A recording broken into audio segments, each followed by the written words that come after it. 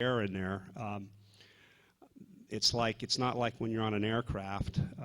The air is fresh when you first get pulled in the room, and then they'll let it stay, I don't know, 20, 30, 40 minutes until it gets warm, moist, and hard to breathe, and then fresh air will come in. So like every 20 to 40 minutes like that, you get a blast of fresh air. So it's not constantly circulating. But anyway, I'm in this crummy room, and I'm leaning there, and I'm thinking, well, okay, what am I supposed to do? I can move around. Should I stay? Should I walk? Should I check things out? So I chose to walk towards the corridor that they always come in. And I walked slowly to the corridor. And when I got there, I looked to my right, which was another wall, and I looked to my left, and then the corridor was thin and narrow, and it went down, I guess, 20, 25 feet. And then I took my breath, and I made a left, and I walked down the corridor. And then I saw an opening to the right, so there's no doors, just openings. And so when I got to that opening and I looked inside, there were rows of gurneys with these beans on them. I don't know if they were robotic beans. I don't know what they were. They just scared the doo-doo out of me because they were laying on their back. They had sheets, something that looked like sheets on them, and as if they were turned off. And they were just staring into the ceiling like this. So I immediately screamed and yelled out, "Oh my God, they're dead, they're dead, they're dead." Panic, they're dead. And what I forgot to mention last night, which was an interesting aspect of this. Remember me saying earlier that you can sense their presence because they radiate this energy? Also, I should mention, which is pretty cool, is that whatever rank, if there's a sense of rank and file, so to speak, in grays, and also a sense of whether you're a manager or whether you're a president, so to speak, your significance, is you sense that energy as they get closer and it's more powerful. So instead of having a name, you can sense the essence of this energy that makes you miserable to know how much one may be a supervisory being. So a strong one came from behind because I can sense him coming, and I'm screaming and yelling, "They're dead, they're dead." And I can feel him come over, or the energy come over to the back of my head, and all of a sudden it's a screen image. And now here's, instead of these beings staring into the ceiling, it was all girls with blonde hair and red lipstick. And all of them at the same time said, "We're not dead," all right, in my mind, and I blacked out. Okay, so now I'm thinking, so now I'm starting to have these sensations of a turnaround. I saw something with this alphabet, I'm getting a little movement, but I blew it. The first time they let me have movement, I kick one. The first time they show me their handiwork, which they're proud of, I panic. So now I'm thinking that, are they going to abduct me anymore? Did I fail?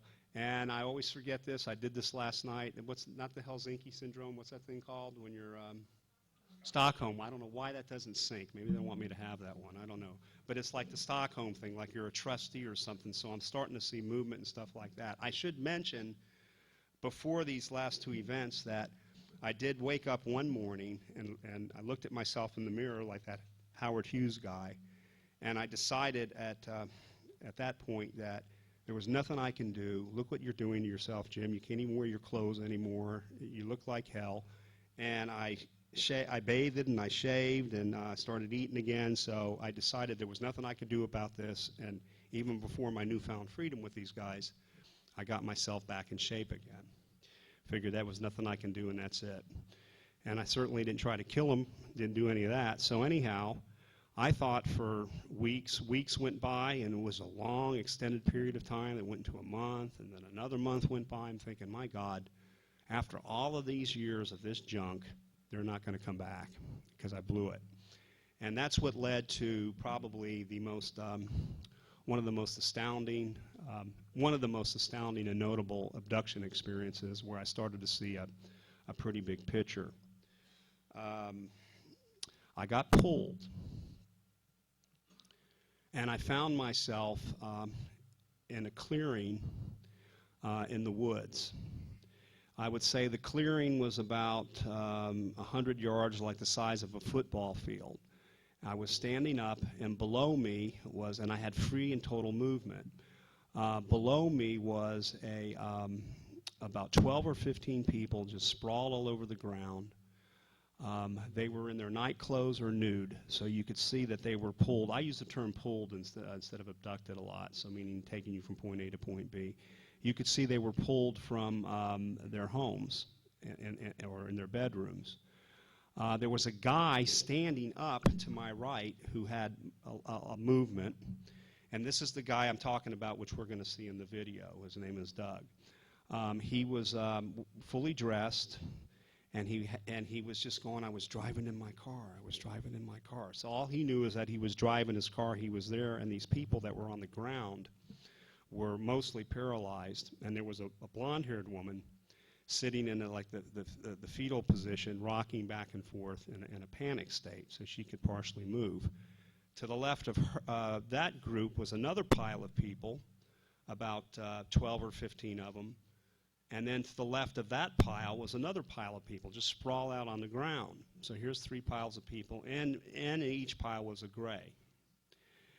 And I'm standing there with full movement. It was an overcast night. I'm looking around. I could see that the pine trees were similar to the pine trees that we have in south central Florida. And the telepathic message comes to me, which is, calm them. So now I'm thinking, oh my God, I got free mobility here. What is this? I got a job now? And again, it's that Stockholm thing where you don't want to be sitting at that stupid bench going through that drill. So I went over to the guy and I said, hey man, look, you're going to be okay. I know you're nauseous. I know you're sick. I said, this sensation will pass. You'll be fine, because he's the one that was saying, I'll drive my car, I'll drive my car. He was standing next to me, and I'm looking at this guy's face, and I'm getting every detail of this person. Then I go over to the girl that was on the ground, and I put my hand on her shoulder, and I tell her, I say, you're going to be fine. They're going to take you on board this craft. They're going to put you in this room. They're going to teach you this alphabet, you know, and I start going into the hell, right? And so then this things I shouldn't be saying, and it wasn't making her feel better. And this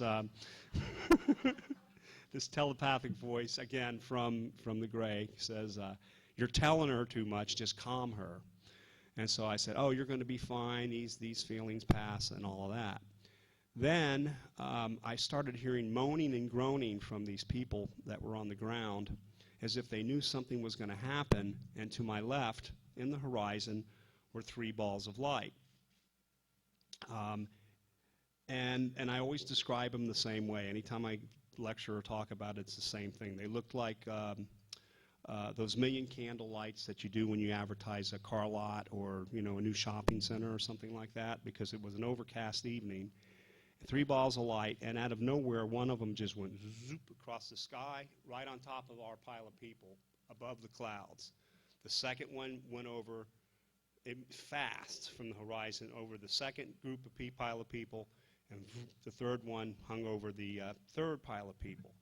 The one that where I was standing, I was looking up because I could see the glow of the light, but I couldn't make out what it was, and then it started descending from the clouds.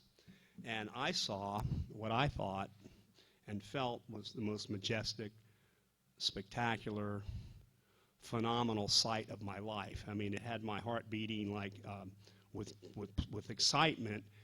It didn't look like I thought a UFO should look like. I figured those things would be more aerodynamic, and you know, and it looked kind of like unaerodynamic. But nonetheless, it was spherical. It did have a dome on the top, but the bottom of it was like egg-shelled.